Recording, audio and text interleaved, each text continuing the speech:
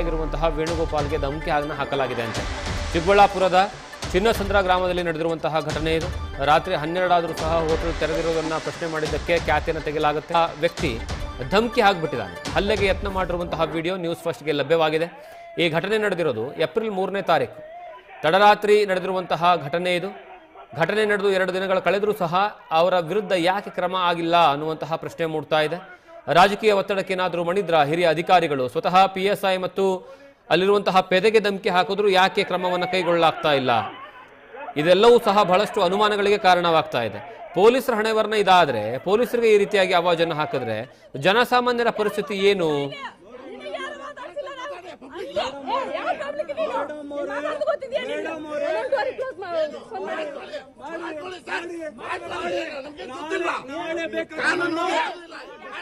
ನೀವು ನೋಡಿ ಅಲ್ಲಿ ಯಾವ ರೀತಿಯಾಗಿ ಆ ಹುಡುಗ ಪೊಲೀಸ್ PSIಗೆ ಏನಂತಂದ್ರೆ ಧಮಕಿ ಹಾಕ್ತಾ ಇದ್ದಾನೆ.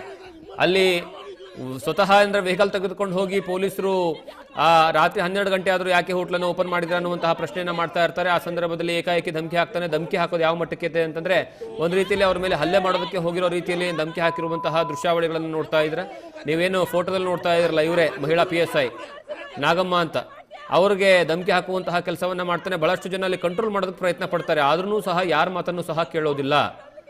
ಕೇವಲ PSI ನಾಗಮ್ಮ ಅವರಿಗೆ ಮಾತ್ರ ಅಲ್ಲ, ಅದ್ರ ಜೊತೆಗೆ ಏನಂದ್ರೆ ವೇಣುಗೋಪಾಲ್ ಅನ್ನುವಂತಹ ಪೆದೆ ಇದ್ರು, ಅವ್ರ ಮೇಲೂ ಸಹ ಧಮಕಿ ಹಾಕುವಂತಹ ಕೆಲಸವನ್ನ ಮಾಡಿದ್ದಾನೆ.